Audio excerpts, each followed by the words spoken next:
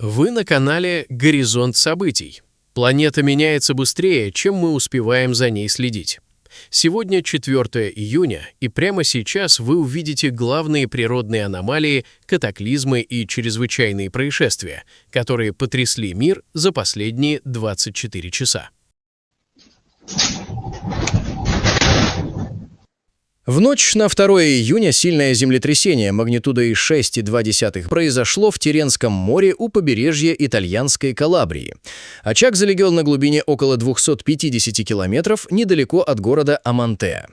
Подземные толчки ощущались по всему югу Италии, включая Калабрию, Кампанию, Апулию, Базиликату и Сицилию.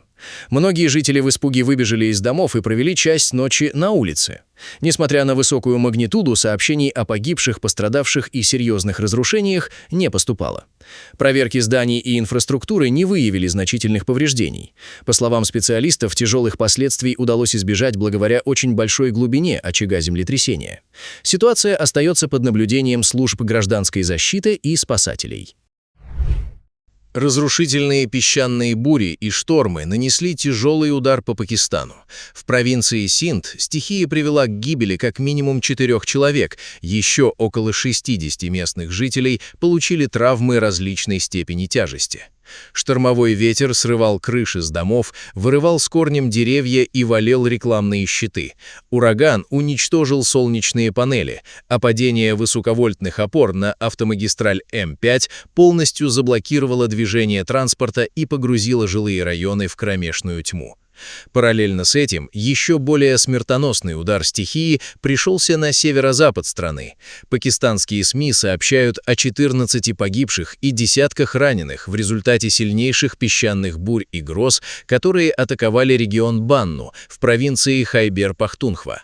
Основной причиной гибели людей здесь стало обрушение стен и ветхих глинобитных крыш жилых домов под натиском ветра и ливней. Местная инфраструктура возобновляемой энергетики в Банну фактически стерта с лица земли. Шторм разрушил локальные электросети и повредил сотни частных систем солнечной генерации, лишив тысячи семей доступа к свету и воде. Синоптики предупреждают, что нестабильная погода с сильными ветрами и градом в этих регионах продлится еще несколько дней. Трое британских военнослужащих Королевского военно-морского флота погибли в результате крушения противолодочного вертолета «Мерлин МК-4» на юго-западе Англии. Трагедия произошла ранним утром 3 июня в ходе планового ночного тренировочного полета. Воздушное судно, приписанное к авиабазе Йовилтон, выполняло задачи в рамках учений сил амфибий. Оно рухнуло на поле в графстве Девон, недалеко от деревни Сортон и военного лагеря Оукхэмптон на окраине Дартмура. По сообщениям местных жителей, перед падением вертолет летел очень низко и, судя по звуку двигателя, имел серьезную механическую поломку, после чего последовала вспышка и раздался взрыв.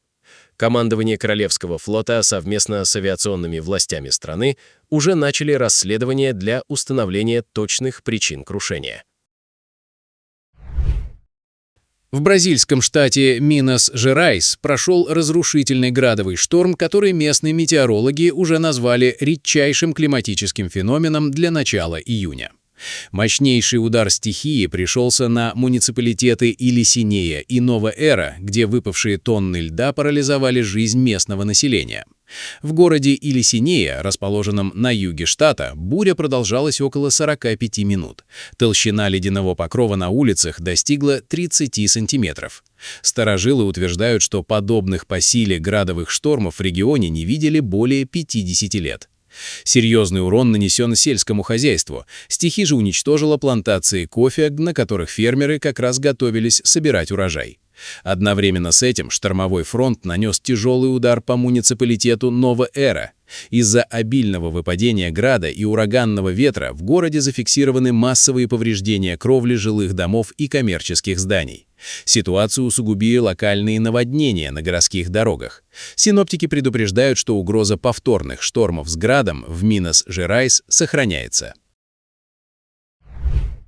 В Миргороде, Полтавской области, произошел необычный инцидент. На пешеходном переходе косуля сбила с ног женщину. На кадрах видно, как животное внезапно выбегает на регулируемый пешеходный переход и на скорости врезается в женщину, переходившую дорогу. От удара пострадавшая падает на асфальт. Событие произошло на одной из центральных улиц Миргорода. Косуля, вероятно, заблудилась в городской застройке и в панике выскочила на проезжую часть. Очевидцы отмечают, что животное двигалось очень быстро, поэтому избежать столкновения было практически невозможно. Появление диких животных в городской среде не редкость для Украины, особенно весной и в начале лета. Косули, лисы, а иногда даже лоси могут забегать в населенные пункты в поисках пищи или из-за потери ориентиров. В Миргороде, расположенном недалеко от лесных массивов, такая ситуация вполне возможна. Мощный конвективный шторм атаковал северную часть Китая. 3 июня Центральная метеорологическая обсерватория Китая зафиксировала прохождение гигантской линии шквалов через южные округа провинции Хэбэй. Жители региона столкнулись с настоящим погодным апокалипсисом. За считанные минуты небо стало абсолютно черным, а на города обрушился ураганный ветер, сильный ливень и крупный град. Местные метеостанции в эпицентре шторма зарегистрировали экстремальный порыв ветра, скорость которого достигла 151,5 км в час, что по международной шкале Саффира-Симпсона эквивалентно разрушительному урагану второй категории. Стихия нанесла серьезный ущерб инфраструктуре, пострадали окрестности городов Шицзячжуан и Хэншуй. Шквальный фронт сносил рекламные щиты, срывал крыши с жилых домов и коммерческих построек, а также вырывал с корнем деревья. Из-за падения опор линий электропередач без света остались десятки тысяч домохозяйств. Экстренные службы ХБ до сих пор работают в усиленном режиме, ликвидируя последствия паводков и разбирая завалы на дорогах. Метеорологи предупреждают, что нестабильная атмосфера в регионе может вызвать новые опасные конвективные явления в ближайшие сутки и призывают граждан оставаться в безопасных укрытиях. Мощный торнадо обрушился в среду на северо-восток Рима. Эпицентром удара стихии стали кварталы Конкадоро и Пратифискали, где внезапно сформировавшийся из суперячейки вихрь крушил все на своем пути. Скорость порывов ветра внутри превышала 100 км в час. Удар стихии застал жителей врасплох сразу после сильнейшего ливня, превратившего улицы в бурные реки. За несколько минут ветер повалил порядка 60 деревьев. Огромные стволы рухнули на припаркованные автомобили и повредили террасы жилых домов и заблокировали дороги. Стихия полностью уничтожила уличный рынок на Виа Валь-ди-Лансо. Ветер буквально швырял торговые прилавки, зонты и палатки. В соседнем районе Туффило вихрь снес крышу со спортивного комплекса.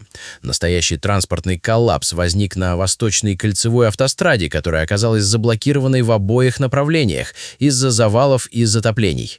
Итальянские метеорологи связывают этот катаклизм с столкновением горячих воздушных масс и аномально высокой температурой Средиземного моря с холодным атмосферным фронтом. Крупный пожар и серия мощных взрывов произошли на складе по переработке металлолома и вторичного сырья в городе Луджи в провинции Цзянцу в Китае.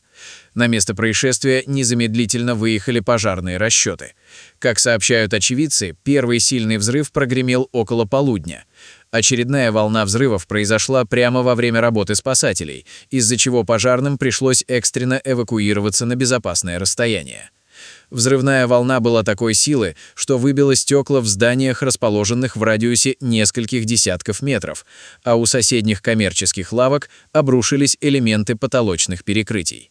Сообщается о госпитализации 2 человек, получивших термические ожоги. К исходу дня открытое горение было полностью ликвидировано. Причину пожара и характер взрывов устанавливает следственная комиссия. В Болгарии грозовой фронт принес сильные ливни, шквалистый ветер и крупный град сразу в несколько регионов страны. Самый тяжелый удар стихии пришелся на город Хасково. Шторм с ураганным ветром повалил десятки деревьев, повредил линии электропередач и городскую инфраструктуру. Потоки воды заблокировали движение транспорта на основных дорогах, превратив улицы в полноводные реки, и затопили десятки машин. Настоящий потоп пережил и Казанлык. Из-за экстремального объема осадков ливневая канализация оказалась переполнена, и вода начала под огромным давлением выбивать из подземных люков в низинах. Сошедшие сели парализовали перемещение местных жителей по городским улицам. Аналогичная ситуация произошла и в Свиленграде. Здесь затяжной ливень сопровождался интенсивным градом, вызвал локальные подтопления нижних этажей и масштабные заторы на дорогах. При этом эпицентром ледяной бури стало расположенное неподалеку село Бисер, где местными жителями зафиксировано выпадение града размером от 2 до 3 сантиметров, который нанес серьезный ущерб сельскохозяйственным угодьям и постройкам. Метеорологические службы Болгарии сохраняют в пострадавших областях наивысшие уровни погодной опасности из-за рисков повторного прохождения подобного шторма. В Колумбии активизировался вулкан Пурасе. Утром был зафиксирован мощный выброс газа и вулканического пепла, который поднялся примерно на 800 метров над кратером. Наблюдения специалистов показывают, что огненная гора народа Коконука проявляет признаки внутренней нестабильности. Сильный ветер унес облако пепла в северо-западном направлении, из-за чего незначительные осадки пепла были зафиксированы в муниципалитетах Пурасе и Коконука, а также могли затронуть более крупные населенные пункты, такие как Папаян, Тимбио и Эль-Тамбо.